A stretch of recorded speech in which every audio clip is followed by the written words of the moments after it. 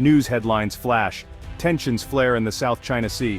A Philippine survey ship is confronted by the Chinese Coast Guard. Manila asserts sovereignty over energy-rich waters. The date is September 19, 2025. The world is watching. Deep in the contested West Philippine Sea, the RV Marahuyo slices through the waves on a critical mission to hunt for oil and natural gas, the lifeblood of a modern nation. Advanced sonar maps the seabed, searching for energy reserves that could change the destiny of 115 million Filipinos. On the bridge, excitement and tension mix. The crew knows they're not alone. On the horizon, a Chinese Coast Guard cutter looms, a silent reminder of the geopolitical stakes. Every sonar ping is a declaration of sovereignty, a bold act in a region simmering with conflict. This is more than science, it's a statement. The Philippines is laying claim to its future, buried deep beneath the waves. The data could confirm energy reserves worth trillions, enough to power the nation for a century. The Marahuyo's mission is a microcosm of a larger drama. The US and regional powers watch closely, knowing a shift in energy could redraw Asia's map of influence. The crew carries the weight of national aspirations, standing at the front line of a struggle that will define Southeast Asia's future. For decades, the Philippines has relied on expensive imports. Now, armed with international law and renewed purpose, it's making a daring play. The hunt for energy is a fight for self-determination, economic freedom, and a secure future. The echoes from the deep could soon become a roar of progress, heard far beyond Manila. The game has begun, and the Philippines is all in.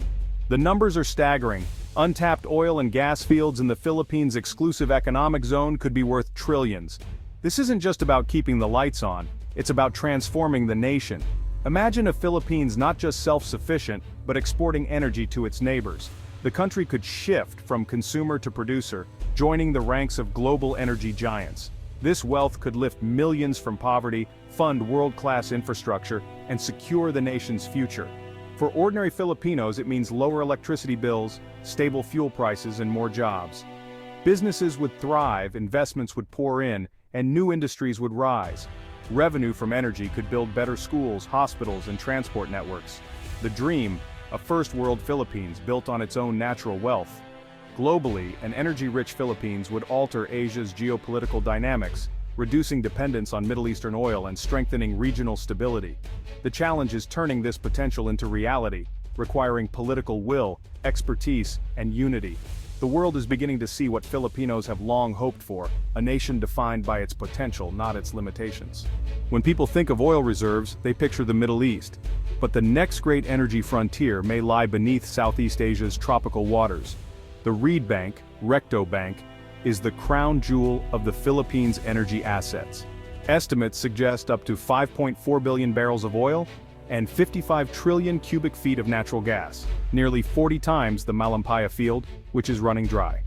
These reserves could eliminate the Philippines' dependence on imports for decades.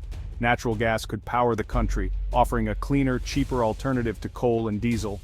The scale of this hidden treasure could rebalance the global energy market, especially for Asian economies reliant on imports. The Philippines could become a regional energy hub, exporting LNG and crude, gaining wealth and diplomatic leverage. The comparison to the Middle East isn't an exaggeration. The transformative impact could be just as profound. The wealth is there, locked beneath the sea. The challenge, finding the key. For a nation hungry for progress, the lure of this buried prize is a powerful incentive to overcome any obstacle. With such potential, why has the Philippines lagged behind neighbors like Malaysia and Indonesia in energy development? Geography is a challenge. Thousands of islands make exploration and infrastructure costly. Political instability, inconsistent policies, and corruption have deterred foreign investment. The lack of a stable regulatory framework pushed investors to more predictable markets. The West Philippine Sea's territorial disputes with China have frozen development in the richest areas, leaving trillions stranded beneath the seabed. Breaking free from this legacy requires bold leadership, strategic partnerships, and unwavering commitment to energy security. The Philippines' failure to develop its own energy has come at a steep price. The country is one of Asia's largest fossil fuel importers, spending over $18 billion on imports in 2024 alone. Every oil price spike hits Filipino families and businesses hard, raising electricity rates, transport costs, and the price of basic goods. This dependence keeps millions trapped in poverty and stifles economic growth. The nation imports over 98% of its oil, creating a major security risk. Any disruption in global supply chains could grind the economy to a halt. The Malampaya gas field, once a bright spot, is running out, forcing even more expensive imports. The Philippines stands at the edge of an energy cliff. Without new domestic sources, the economic pain will only intensify. The price of dependence is already too high, and rising. The biggest obstacle to the Philippines' energy revolution is China. Beijing's sweeping 9-line claim covers almost the entire South China Sea, including the Reed Bank, despite international law. China's aggressive presence creates a high-risk environment for any exploration.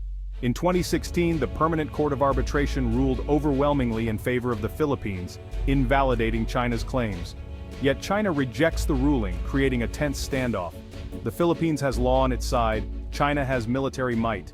International energy companies are wary of investing in a potential conflict zone. The Philippines is building coalitions, conducting joint patrols, and strengthening defense ties to deter aggression. The challenge asserts sovereign rights firmly but diplomatically, and create a security umbrella for investors. Creative solutions, like joint ventures and internationally monitored safety zones, could help. The legal battle is won, but the real fight is on the water. To see what's possible, look south to Indonesia, a fellow archipelago that built a thriving energy sector. Indonesia's success came from a stable regulatory environment and clear rules for investors.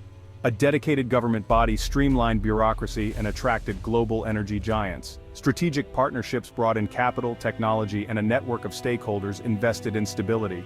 Indonesia's path wasn't perfect, but it shows a Southeast Asian nation can overcome its challenges. The lesson: with the right policies and partners, the Philippines can replicate this success. The blueprint exists. The challenge is to follow it and build a uniquely Filipino model. What does energy independence mean for 115 million Filipinos? It's a tangible change in every home and community. Affordable, reliable electricity. No more brownouts, no more choosing between power bills and food. Cheaper energy raises living standards and puts money back in people's pockets. Offshore development creates high-paying, long-term jobs across industries. Local economies would thrive, and a new middle class could emerge. Oil and gas revenues could fund world-class infrastructure, education, and healthcare. This is about investing the nation's wealth back into its people. Ultimately, energy independence is about dignity, self-reliance, and control over the nation's destiny. The risky hunt for energy in the West Philippine Sea is powered by this vision. The potential is there to create a legacy of prosperity for generations. The path to the Philippines' energy revolution is clear, but not easy. The first hurdle is technical. Deep water reserves require advanced technology and expertise. The Philippines must attract world-class partners and create an irresistible investment climate. The second hurdle is financial. Offshore development is capital-intensive, demanding tens of billions in investment and a stable, trustworthy environment. The third hurdle is diplomatic. The standoff with China requires a masterful strategy, rallying international support while keeping lines open with Beijing. A broad coalition is essential for regional stability and investor confidence. The depletion of Malampaya is a ticking clock. Hesitation is no longer an option. The nation stands at a crossroads. One path leads to continued dependence, the other to prosperity and pride. Achieving this vision demands unity and resolve. The world is watching to see if the Philippines can seize this once-in-a-generation opportunity. The treasure is within reach. The time to act is now.